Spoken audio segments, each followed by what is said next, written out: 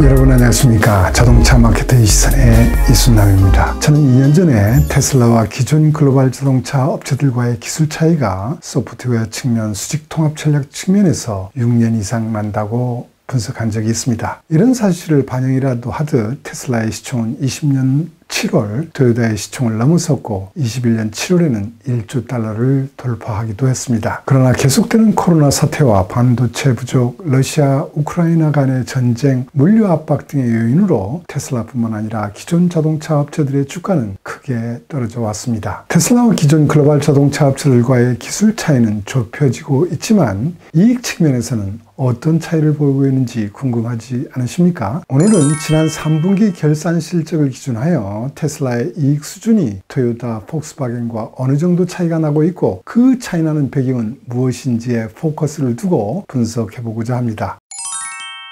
자동차 생산을 둘러싼 주요 문제는 일부 개선되고 있지만 특히 반도체 조달 이슈는 2023년까지 계속될 것이라는 전망이 우세합니다. 이러한 상황에서도 3분기 판매 실적에서 테슬라와 벤츠는 전년 동기 높은 성장을 했고 GM과 폭스바겐도 나름 선전했다고 할 수 있습니다. 반면 BMW와 현대차 그룹은 소폭으로 감소했습니다. 3분기 테슬라 판매는 34만 3,830대로 토요타 그룹의 13%, 폭스바겐 그룹의 15.8% 정도밖에 안 되는 수준입니다만 주요 시장에서의 존재감은 아직도 큰 편이라고 할 수 있습니다. 미국 시장에서 테슬라는 내연기관차에서 프리미엄 시장의 맹주였던 BMW와 벤츠를 제치고 계속 1위 자리를 고수하고 있습니다. 전기차 모델 판매에서도 모델 Y, 모델 3는 굳건하게 그 선두 자리를 지키고 있습니다. 유럽 시장에서는 베를린 기가 팩토리가 가동되면서 지난 9월 내연기관차를 포함한 판매 대수 랭킹에서 폭스바겐 골프, 푸조 2008 등 기존의 강호를 제치고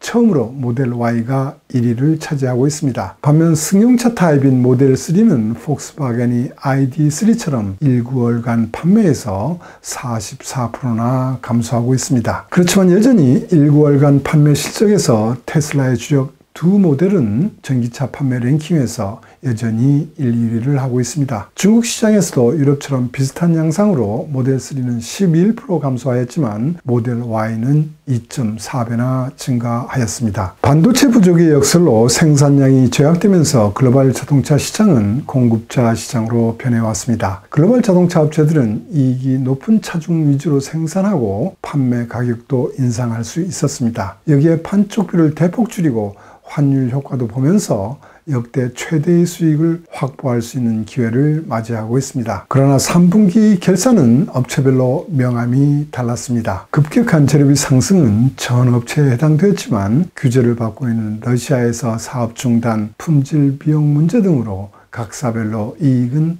다른 형태를 보였습니다. 테슬라의 영업이익률은 22년 1분기 19.2%로 좋은 출발을 보였지만 2분기에는 14.5%로 떨어졌고 3분기에는 다시 17.2%로 회복했습니다. 그러나 이 수준은 벤츠의 13.7%를 앞서고 있고 토요타와 폭스바겐의 2배 이상 되고 있습니다. 토요타는 환율 효과, 판매 믹스 조정 등의 효과가 컸음에도 불구하고 급격한 재료비 상승으로 부품업체 지원비와 재경비가 증가하였고 러시아 사업 철수 비용까지를 포함하다 보니 전년 동기비 1,871억엔이나 감소했습니다. 현대차 그룹도 환율 효과, 물량 증가, 차종 믹스 개선 등으로 역대 최대의 이익을 실현할 수 있는 기회를 가졌지만 엔진 품질 비용으로 그 기회가 사라져버렸습니다. 여기까지만 보면 테슬라의 실력이 어느 정도인지 잘 모르실 겁니다. 세금을 다 내고 난 이후에 순이익은 어떻게 되고 한 대당 순이익이 어떻게 되는지를 평가해 보면 테슬라의 위상을 다시 한번 확인할 수 있을 것입니다. 테슬라의 순이익 규모는 벤츠, GM에 이어 3위지만 독일이 BMW와 세계 글로벌 자동차 1, 2위인 토요타와 폭스바겐을 앞서고 있습니다. 특히 분기별 순이익 측면에서 테슬라는 처음으로 세계 최강이라는 토요타를 앞서는 결과를 보여줬습니다. 22년 7, 9월 3분기에 테슬라의 순이익은 32억 9,200만 달러, 4,543억엔으로 토요타의 4,342억엔보다 많았습니다. 그러나 실제 테슬라의 무서움은 한 대당 순이익에 있습니다. 테슬라의 판매 대수는 토요타의 13%밖에 안 되는데도 한 대당 순이익은 8배나 되고 있습니다. 어떻습니까? 소프트웨어 기술에서 6년 차이가 난 부분과 흡사하게 보이지 않습니까? 프리미엄 브랜드의 대표격인 벤츠와 BMW도 테슬라와 비교해보면 56%에서 66% 수준 정도밖에 안 됩니다. 그렇다면 테슬라의 한 대당 순이익이 이렇게 높은 이유는 어디에 있을까요? 저희 영상을 꾸준히 보신 분들은 쉽게 짐작하실 겁니다. 기존 글로벌 자동차 업체들은 내연기관 차, 하이브리드, 플러그인 하이브리드, 전기차 등을 다양하게 만들어 판매하고 있지만 테슬라는 아시는 것처럼 전기차만 하고 있기 때문에 생산 판매 효율성에서 우수할 수밖에 없는 환경에 있습니다. 여기에 더하여 기존 업체들은 메인스트림 브랜드나 프리미엄 브랜드나 다 수익 확보가 어려운 소형차에서부터 수익을 크게 확보할 수 있는 고급차까지를 판매하고 있습니다. 반면 테슬라는 모델 Y, 모델 3만으로 전체 판매의 90%를 판매하고 있고 미국에서는 가장 싸다고 할 수 있는 모델 3 가격이 $40,000부터이고 그래도 고급차로 인식되면서 2년간 2배 이상 판매를 증대하여 왔습니다. 브랜드력을 활용하여 원자재 가격 인상분 인프레율을 반영하여 가격 인상도 선제적으로 매우 공격적으로 추진해 왔습니다. 벤츠, 토요타, 폭스바겐은 25년 이후를 목표로 차량 OS를 개발하고 있습니다. 그러나 테슬라는 이미 19년에 중앙 집중식 전기전자 아키텍처를 기본으로 하여 HW3.0이라는 차량 OS를 개발하여 소프트 디파인드 비클 분야에서 경쟁사보다 6년 앞서고 있습니다. 이러한 소프트웨어 기능을 앞세워 자율운전 기능을 제시하는 FSD는 지금 옵션 가격이 15,000불까지 인상되면서도 미국에 있는 10만 명의 고객들에게 판매되고 있습니다. 기존 자동차 업체들은 차 판매 이외에 금융에 의존하는 비즈니스를 주로 하고 있지만 테슬라는 보험 등으로 소프트웨어 비즈니스를 확대하고 있습니다. 여기에 태양열을 이용한 발전, 송전, 축전, 충전 등 전기차와 관련된 비즈니스 영역도 확대하여 왔습니다. 테슬라는 전기차를 만드는 생산 효율성에서도 타의 추정을 불허하고 있는 편입니다. 차체의 프론트 리어 구조를 기가 프레스를 도입하여 일체 성형할 수 있는 구조로 생산하고 있습니다. 여기에 배터리 구조까지도 혁신하여 셀2팩 개념까지도 도입하면서 마치 장난감처럼 실차를 조립하고 있습니다. 이러한 프로세스 혁신을 통하여 로봇을 줄이고 공장 스페이스를 작게 만들 수 있고 이에 따라 투자비 절감과 함께 혁신적인 코스트 다운이 가능해지고 있습니다. 이미 폭스바겐은 차량 한 대당 조립 시간에서 테슬라에게 엄청난 열세를 인정하여 25년부터 새롭게 개발되는 플랫폼을 제공한 차량에 기가 프레스를 도입하는 계획을 확정했습니다. 볼보도 따라하고 있으며 토요타는 도입하는 방안을 신중하게 검토하고 있습니다. 기존의 자동차 업체들은 부품 개발비 조달을 피라미드 구조에 입각하여 추진해 왔습니다. 토요타의 경우 2차 부품 업체까지 포함하면 약 6만 개의 부품 회사를 관리한다고 합니다. 이런 부품 회사들에게 토요타는 그 유명한 생산 방식인 Just in Time과 원가 절감, 높은 품질 수준을 요구하면서 발전해 왔습니다. 그러나 전기차로 오면서 부품 수가 대폭 줄어들었고 배터리, 반도체, 소프트웨어 등이 코스트나 기능 면에서 훨씬 중요하게 되었습니다. 배터리 업체, 반도체 업체 등과는 이전과 같이 OEM이 일방적으로 그들이 원하는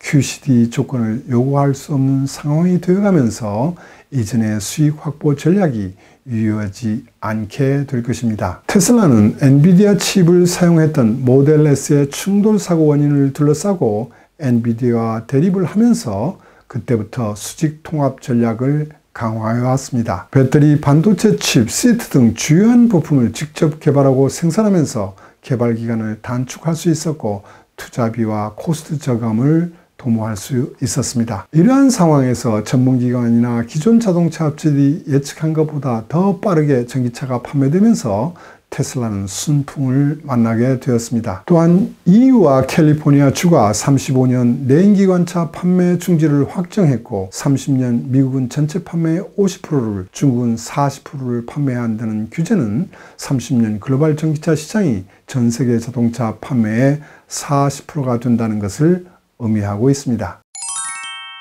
이러한 환경에도 불구하고 테슬라의 위기가 없다는 것은 아닙니다. 기존 글로벌 자동차 업체들은 30년 전기차 판매 목표를 높게 설정하고 있고 소프트웨어를 기반으로 한 매출 계획도 높게 설정하고 있습니다. 프리미엄 브랜드인 벤츠, BMW 등이 전기차 라인업을 8차 종까지 확대하면서 전기차 판매 증대 속도가 빨라지고 있습니다. BMW는 1~9월간 전년 동기비 114.8% 증가한 128,196대를 판매하고 있고 22년 24만 대에서 25만 대까지, 그리고 23년에는 40만 대를 목표로 하고 있습니다. 반면 벤츠는 전년 동기비 126% 증가한 75,400대를 판매하고 있습니다. 두 번째는 중국의 BYD를 비롯하여 니오, 샤오펑, 리오트 등이 거센 도전에 직면하고 있습니다. 또한 전동화를 가속화하고 있는 볼보, 폴스타 및 중국의 신생 프리미엄 브랜드를 지향하고 있는 많은 업체들이 있습니다. 이들은 중국뿐만 아니라 유럽 시장에서도 테슬라와 경쟁할 준비를 마치고 있습니다. 아직까지 미국의 루시드나 리비아는 테슬라에게 위협적인 요소를 보여주지 못하고 있지만 시간이 지나면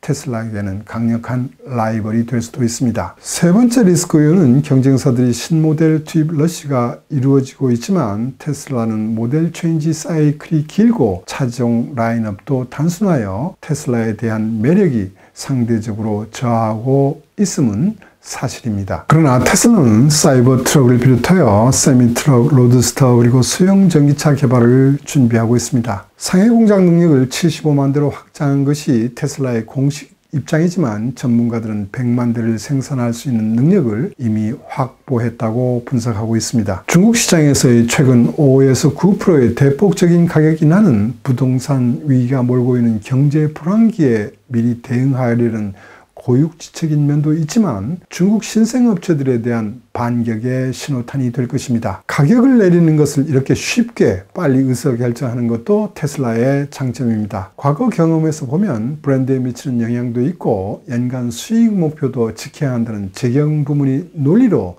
특히 가격을 내리는 것은 무척이나 어려운 편이었습니다. 어떤 비즈니스든 독점은 늘 새로운 경쟁자들에 의해 무너져 왔습니다. 테슬라가 직면한 위기는 바로 이런 것이라고 할 수 있습니다. 기존 자동차 업체들이 차량 OS를 완성하고 로보택시 비즈니스가 정상적으로 시행 예상되는 25년 시점에서 테슬라는 또 하나의 새로운 혁신을 보여주어야 합니다. 많은 사람들은 테슬라의 완전 자율주행 차량이 양산되기를 기대하고 있을 것입니다. 오늘은 여기까지 하겠습니다. 시청해 주셔서 감사합니다.